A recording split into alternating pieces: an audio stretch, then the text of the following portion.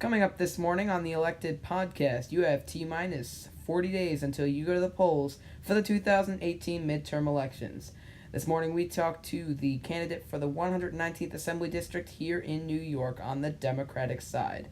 All that and much more coming up on Episode 7, 40 Days for September 27th, 2018. This is the Elected Podcast.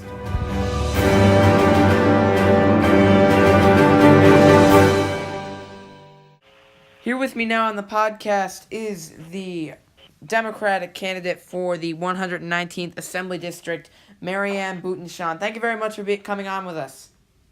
Thank you very much for having me, Luke. I sincerely appreciate you taking the time. Of course. And so I want to start off with this first question. It's a question I like to ask all the candidates I have on the show. What do you think is the most important issue about the race that you're entering into? The most important issue is economic development. And why is that? To ensure that we have the opportunity to provide individuals and constituents within the district employment opportunities so that they can sustain a lifestyle that they deem acceptable. And I want to ask you as well about your opponent, Dennis Bova, on the Republican side. Do you have any words about him and why you think you'd be a better choice for the seat? Well, I know that I have the experience and the education. I'm a graduate of Mohawk Valley Community College, SUNY IT, SUNY Binghamton, and my doctorate work in organizational leadership was done at Northeastern University. I've spent the last 20 years working at Mohawk Valley Community College. I started as an adjunct faculty member, progressed through the full-time faculty, and now I'm in administration. I am the Dean of the Institute of Emergency Preparedness and Public Service. And one of the key components of my position is to create partnerships. So I have spent my career working within the community, working with different agencies and organizations, and ensuring that those partnerships have flourished and become advantageous for not only our students, but our community partners. Mm-hmm. And then another important race going on as it relates to Albany and New York is the governor's race. Do you support Governor Cuomo? I support individuals, some issues, and some issues I do have concerns with. I'd like to work with the governor to provide what is best for our community and meet the resources and needs that we have been seeking. Continue to work hard for that. Mm-hmm. And then many major issues coming up in this election. One of the most important ones is corruption in Albany. What are you specifically going to do? Because many believe that it's one-party rule. What are you going to do to ensure that it's more bipartisan process and that you're working with your Republican colleagues? Transparency is a key. Positive communication with one another.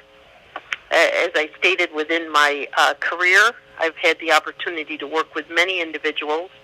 I've never been concerned with the party that they're affiliated with, just concerned that we're all working for the goal, and whatever that goal would be. And again, in our area, the goal would be to ensure that we can provide a viable lifestyle that includes a safe environment for individuals to live in, the importance of affording training and educational opportunities so that it works and links very well with our economic development and our economic needs. Probably another important aspect when we talk about economic development is to look at community needs. I had the opportunity to sit with Cassandra Lockwood, and very important issue in regards to making sure that the community is interrelated and everything is working well. Right, and I also want to bring up the point that here on the channel we have had a lot of videos about the downtown hospital supposed to be coming to Utica. The previous occupant of the 119th Assembly seat, Anthony Brindisi, was a major supporter of the hospital project. Your opponent, Dennis Bova, is not. Do you have a point of view on the hospital and why? Well, Luke, these plans were started a couple years ago. Yes, there are some faults with the plan in regards to many have identified the lack of transparency, the lack of a long-term plan, and I would like to continue with that plan. I would like to take a look at what the needs are, bring the stakeholders.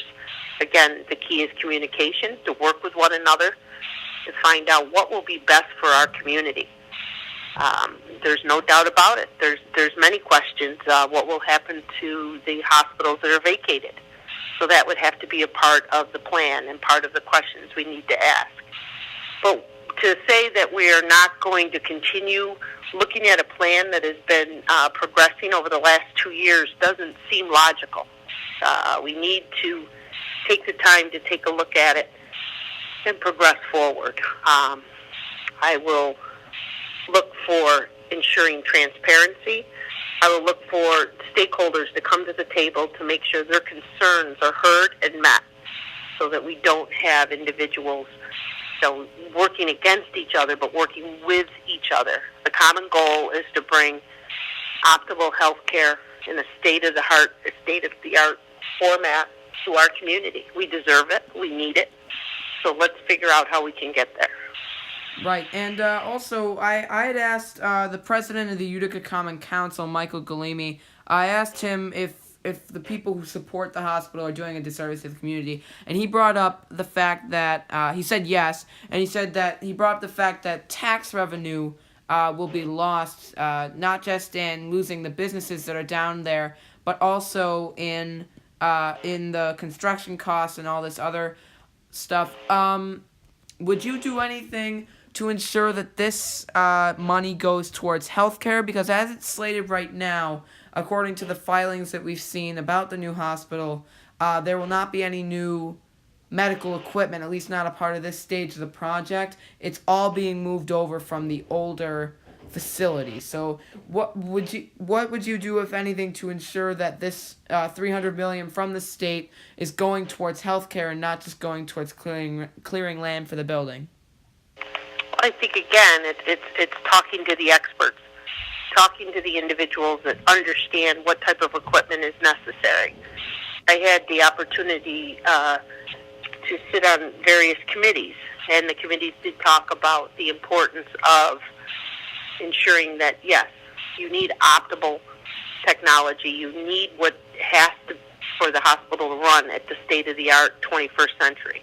So what we need, again, is those experts to come to the table, have these discussions about what is needed within a new facility. Right, and what I'll say, though, is, too, we've talked to those experts, many other people have talked to those experts, and many times they say that we need newer equipment, where we have antiquated systems. I mean, that's the whole cited reason for why this new hospital is needed, and we're not getting any new equipment involved in this new hospital. Would you do anything to hold these folks responsible for not actually improving healthcare in the region? Absolutely, it's part of the pieces that are necessary. So and again, then, work together.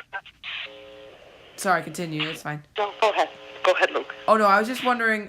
You brought up transparency as a major issue, and I think many people support having transparency in Albany. But what specifically would you do to ensure that transparency is met, not just by your office, but by others in Albany?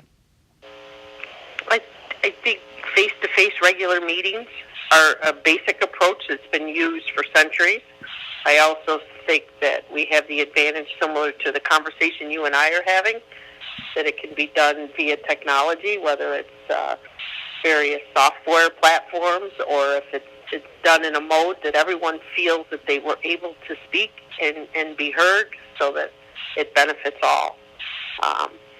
I can say at the college I'm very fortunate because our modes of communication are endless.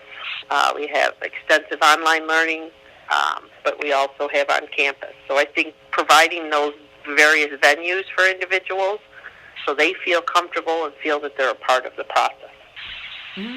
And then one last thing before we go here, who are some of your role models that inspired you to get into politics? Well, my father, obviously, he's been a public servant for his career. I find that he is an individual that I always can look up to, can bounce ideas off. I have many colleagues from the college, women that have guided and inspired me through the roles that I had throughout my college career. My mother, obviously, my grandmothers. I mean, it's just family has been the foundation, but it is built as I've had the opportunity to work at a wonderful college as well as the many institutions that I was able to attend to achieve my higher education. Thank you very much for coming on the show. I really appreciate it. Thank you so much for the opportunity, and I commend you. As you know, I'm an educator at heart, and what you do here is wonderful, Luke. Thank you very much. I think you're very well-rounded and very commended. But you should be proud. I'm sure your parents are very proud of you, and you take care and have a wonderful evening. Thank you very much. You too. So that is our interview with Democratic candidate for the 119th Assembly District, Marianne Buttenschon.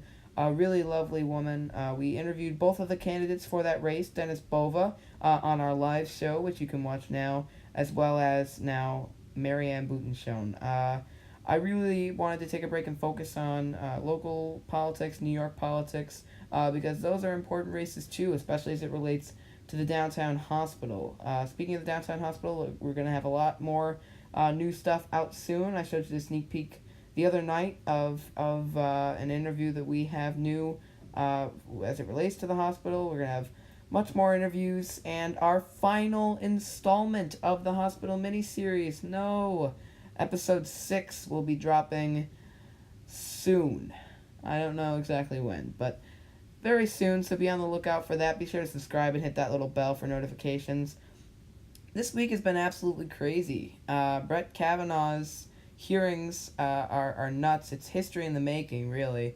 It's very difficult to know how to feel about all of it, and we're gonna have a video about it, I'm sure, later on. But season 3, we're almost here. It's almost October, so we're gonna have a trailer out pretty soon for season 3. So be sure to look out for that. Again, subscribe, like, comment, and share. We're gonna hit 100 subscribers pretty soon, so tell your friends.